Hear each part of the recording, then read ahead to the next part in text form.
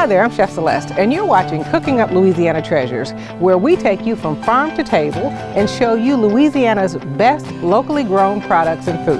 And today's episode is all about Louisiana beef.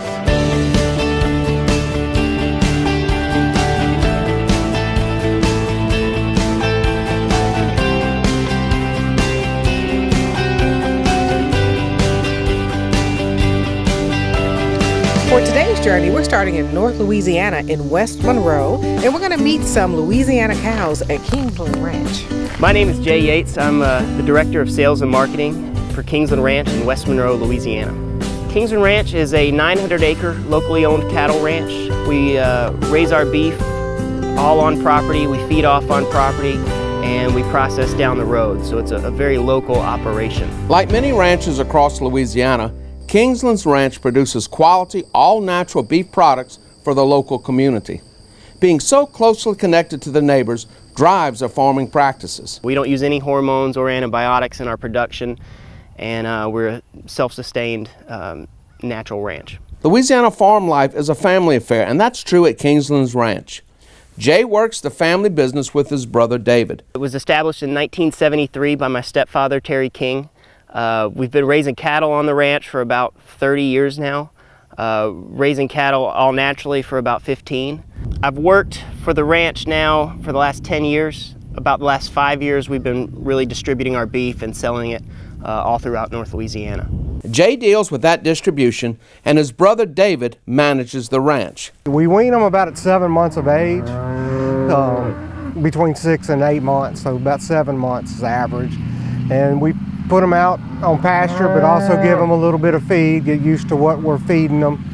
About 15 months of age, we get them up and we finish them out on our feed that we make, which is hay, molasses, corn, and soybean meal.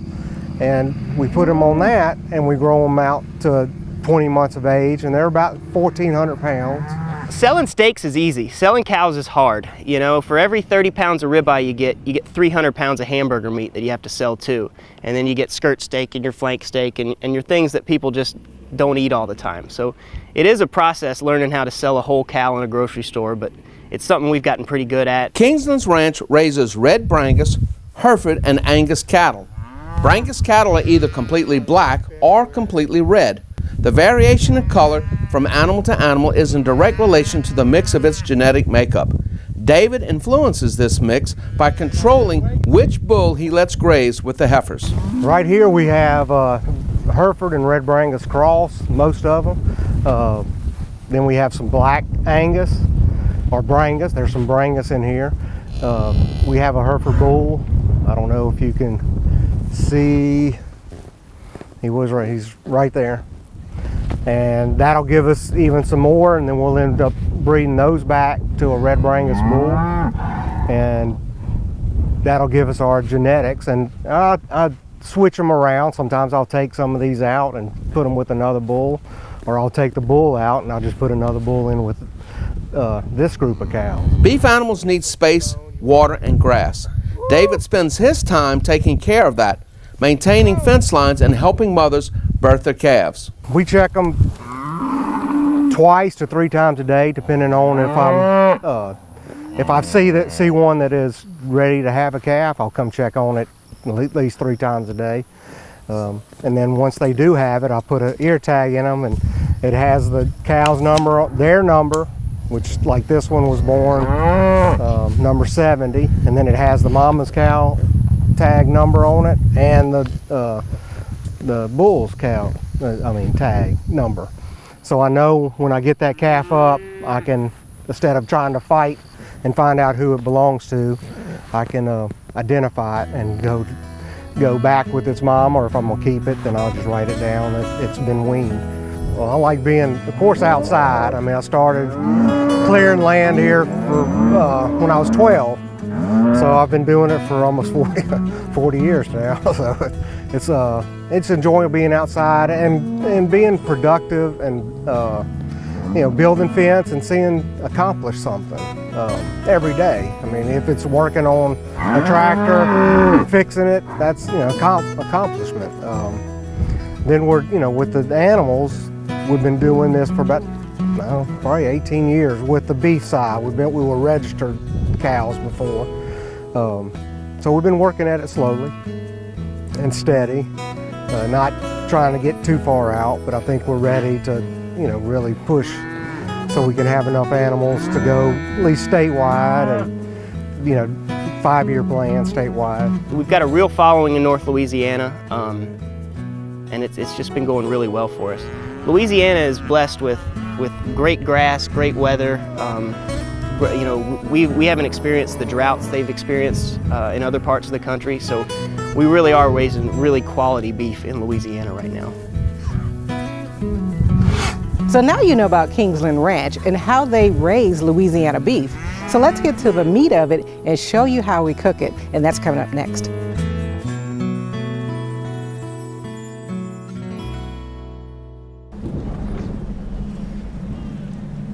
He's on his way. He doesn't even know that we're here.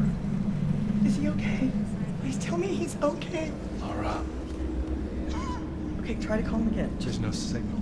Try. Nothing's working. Well, just Everything's try. down. This is so bad. He's out there by himself. Make sure you know where to find your family in an emergency. Start your plan at ready.gov.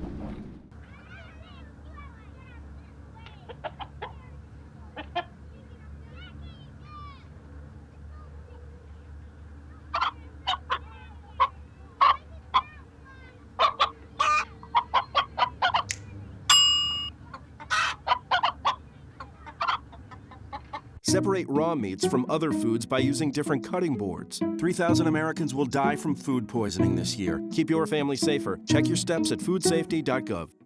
Welcome back to Cooking Up Louisiana Treasures. I'd like to get right to our guest, Dr. Mike Strain, the Commissioner of Agriculture. Welcome. Thank you, thank you. Well, thank you for coming on. And this show is all about beef. So I have quite a few questions on there. Number one, how big of an industry is that for us? Well, when you look at Louisiana, the beef industry is over $500 million a year. We have over 500,000 head of cattle in the state. Each year we sell more than 260,000 steers. So it is a huge part of Louisiana. And beef here is traditional. We've been in the beef business here, really for hundreds and hundreds of years. My family's been in the beef business in Louisiana since the 1850s. Really? Yes. Okay. What would a consumer look for in Louisiana beef? Well, what you look for in Louisiana beef, especially when you go to the counters, look at that package. You want Louisiana beef. See, a lot of the farmers are selling their own beef. Look for the names of the farms. Look for the names of the ranches. Okay. And you think about the Louisiana food products, and you think about those cattle are grazing grass here in the Delta, right? Right. So I will tell you, they have much more flavor, right? And it's very, very healthy. And of course, we have beef cattle all the way from the mouth of the river, all the way to the top of the state. And it's all across from one end of the state to the other. But beef is a very traditional business by many, many families. More than 11,000 beef farmers in Louisiana. Think about that, 11,000 families raising beef, and we're all proud of our beef. If I look at my family heritage, it's part of who we are and who we have been for generations. So what makes it different from one rancher to the next as opposed to an out-of-state rancher?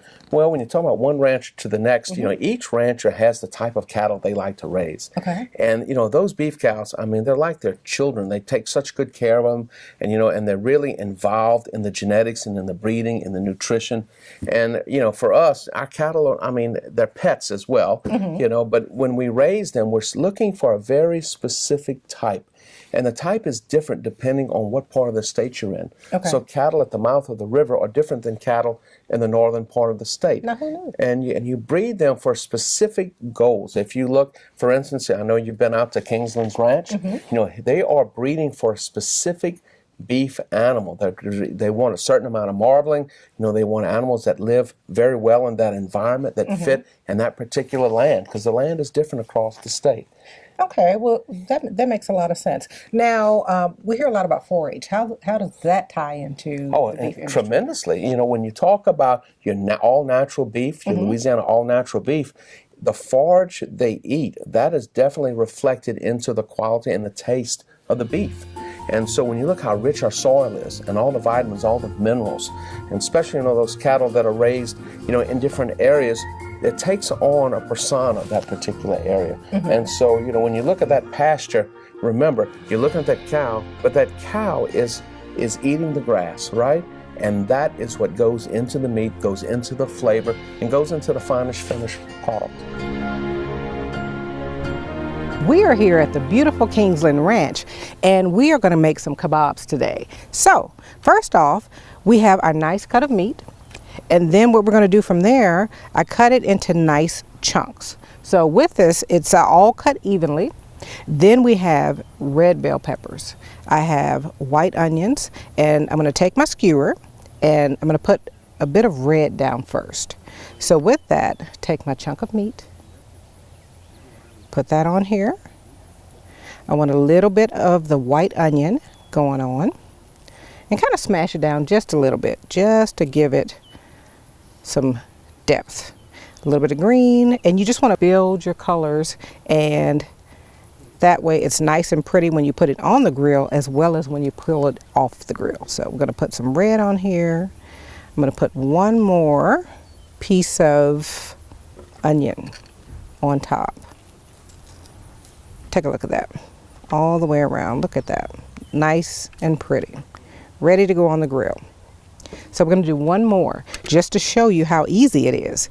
Red, white, then we have our meat going on, nice and firm. Another white. Look at this, nice and pretty. This is going to be awesome. Top that off with a little bit of red. And you can add whatever vegetables on here that you like. It really doesn't matter. It's your preference because you're going to eat it. So now we're going to sit these on the grill, but I want you to take a look at all of these here. Look at how pretty that's going to turn out. So that's how easy it is to cook Louisiana beef. Now let's find out where you can buy it. I'm a professional chef, and I always have my eyes open for Louisiana beef. But if you're new to this, where do you buy it? Beef is available in all major grocery stores.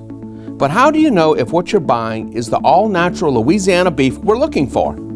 You need to be purposeful when you shop. Look at the label and check for statements of origin. I like to know the names of local ranches since those can serve as the brand name on the packaging. When in doubt, ask. Talk to the butcher at the meat counter. All-natural Louisiana beef is also available at specialty stores. In the case of Kingsland Ranch, they not only supply traditional grocery stores in the local area, but they also manage a specialty store where you can buy. That's that tri-tip I was telling you about, which is the bottom cut of a sirloin. I'm sure you're familiar. Now what is your favorite recipe with the tri-tip? Well, you can do a tri-tip a few different ways. You can do it like a roast, cook it in a crock pot, which I've done before. My favorite way to do it is to cook it on the grill, cook it like a steak. I'll sear it on both sides, put it off heat for about 30 minutes, cook it about medium rare. Good horseradish dipping sauce with it, something like that. And then I see you have these are patties. These are pound-and-a-half patties. So you actually get seasoned or no? No, they're not seasoned. Eventually we'll do some seasoning on them, but right now they're okay. These are nice sizes. I like that. About a third a pound, yeah. That's an eye of the round roast there. Okay. And then there's a shoulder roast and a chuck roast. When I'm going in the store and I want to pick up my ground beef, my steak, or anything like that, right, what would be the difference when I cook this up between the locally grown and just any old steak? What you buy at a grocery store? Yeah. So when they process ground beef at a big factory, they have these big 1,000-gallon tanks, and they mix thousands of cows' pieces together and grind that up to make ground beef that goes to the grocery store. Okay. You buy ground beef from me, it's one cow. You know, one cow at a time is how we do it. Also, you get a better texture. It holds together better. A lot of times people have to put egg or something in a hamburger to really keep it together. Right. Ours, you'll never have that problem. Why not? They just won't fall apart. No. It's not. A lot of times they give hormones to cattle, and that makes them gain weight faster, but makes them gain a water weight. So your beef is a little just less textured. I don't know. So you're able to control the flavor of the meat better by the cows by what you feed them? It's a combination of what we feed them and giving them no hormones. No hormones is a big deal for flavor. Okay. Like I said, it helps growth. It helps them grow faster, which people who are slaughtering a lot of cows need or want. But it does affect the taste, in my opinion. If you want all-natural Louisiana beef, ask before you buy. It's a little extra effort with a big, juicy return. Okay, so take a minute and find out where you can buy Louisiana beef from your specialty stores or your local grocery stores, and then you can pick up on loads of it like I did. Now we're gonna cook this baby right here. This steak right here is, this filet actually, look at the depth of it. Look how tall that is. That's about 2 inches of meat right there. Look how soft it is. Can you imagine what that's going to taste like when you grill this up and you cut into this here? And I'm actually going to cut into it for you in just a second here, because I want you to see how nice and tender this is going to be. Now, for you steak aficionados, no, you don't do this before you grill, but you have to see this. So let me cut this open right now for you. You can actually cut this up and make some steak tartare out of that. Oh my goodness, can you imagine making some steak tartare out of this here? But look at that cut right there. That is so beautiful. And I'm gonna actually put that all the way through, and let me show you something that you can do. If you're having a little party or something, I'm gonna close that back up and make like a little small tornado. I'm gonna take this tip off and save that for myself. Then I have a little bit of salt and pepper on here. Now we're ready to go on the grill. Sit that down. And the trick to your grilling, when you sit it there, don't play with it. Do not move it until it's ready to move. Once it's ready to move from that location, you'll be able to lift up on it and it will not stick to the grill. Okay, so give that a try at home. And what are we gonna do when we come back next? What everybody does, we're grilling burgers.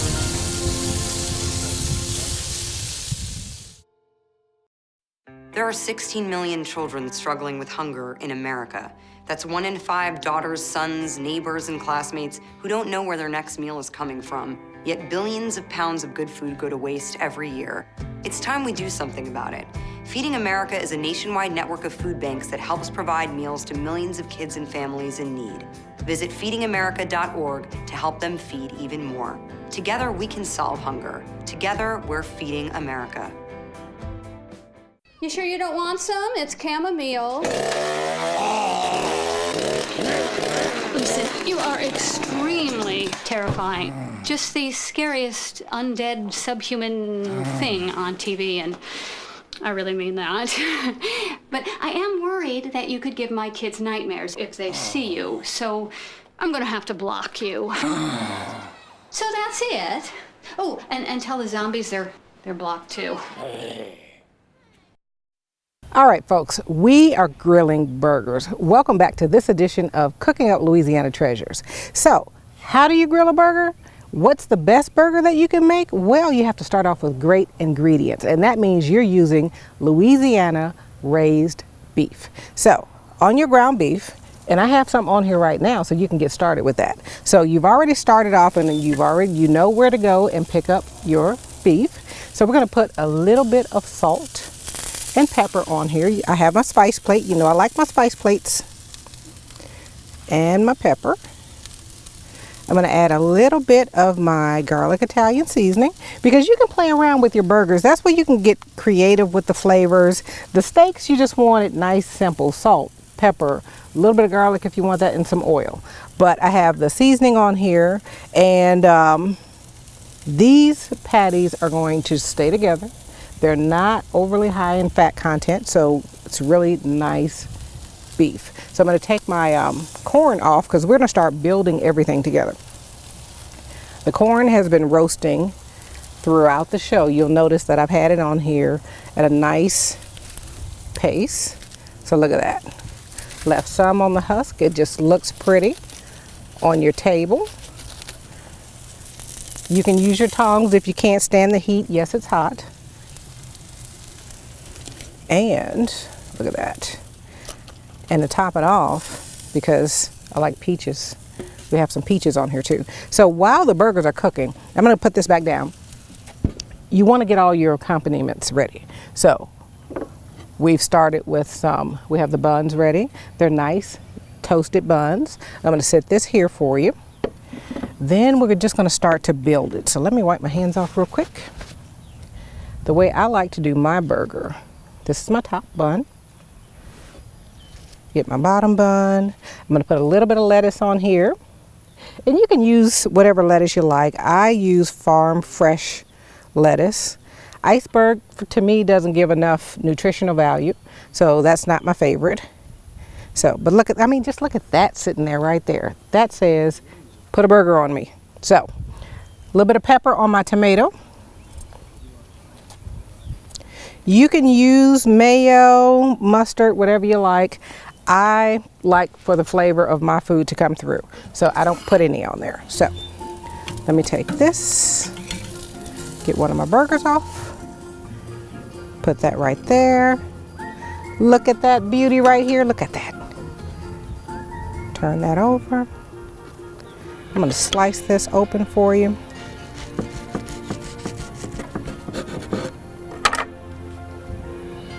Look at that. That's not the perfect burger right there.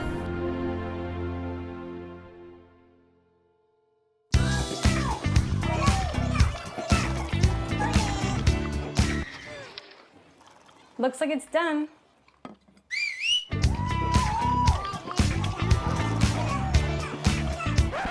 Don't let salmonella get funky with your chicken. On average, 1 in 6 Americans will get a foodborne illness this year. You can't see these microbes, but they might be there. So learn the right temperature to cook each type of meat. Keep your family safe at foodsafety.gov. So who's going to do what? I'll pack the dead batteries. Great. I'll only put what I don't need into a duffel bag. Perfect. That's totally unhelpful. No problem. Meanwhile, I will try to comfort everyone by speaking in a calm voice. And who is going to handle supplies? I can forget to do a list for us. Thanks, pal. We couldn't be any less prepared. I'm proud of you guys. Talk to your kids about who to call, where to meet, what to pack. Visit ready.gov/kids for tips and information. Welcome back to Cooking Up Louisiana Treasures, where we cooked everything Louisiana beef today. So Jay, I want to thank you for letting us come out to your beautiful ranch. And I'm going to just let you try some of the food that we prepared here today. Of course, I know you know what this beef tastes like because it's amazing. So I'm going to put a half of a burger on here because I'm going to fill your plate up. Sounds so good. while we're doing that, just tell me, if I was a newbie, some of our newbies out here, why should we buy Louisiana beef? You should buy Louisiana beef.